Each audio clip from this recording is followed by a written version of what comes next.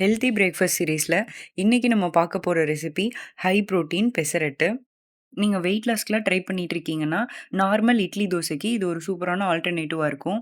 இதுக்கு ஒரு டம்ளர் பாசிப்பருப்பு எடுத்துட்டு தண்ணி சேர்த்துட்டு இது ஒரு 7 to 8 மணி நேரம் சோக் பண்ணி எடுத்துக்கலாம். நீங்கள் காலையில் பிரேக்ஃபாஸ்ட்டுக்கு செய்கிற மாதிரி இருந்துச்சுன்னா முன்னத்த நாள் நைட்டே வந்து பாசிப்பருப்பு ஊற வச்சுக்கோங்க. இப்போ பார்த்தீங்கன்னா பாசிப்பருப்பு நல்லா ஊறிடுச்சு.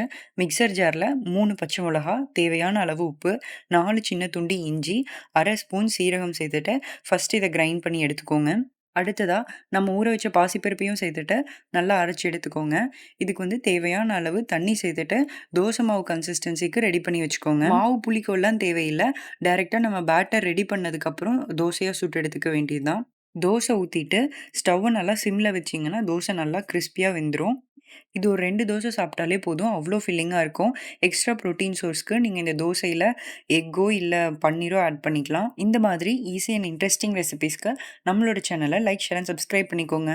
அடுத்து ஒரு இன்ட்ரெஸ்டிங்கான வீடியோவில் மீட் பண்ணலாம்.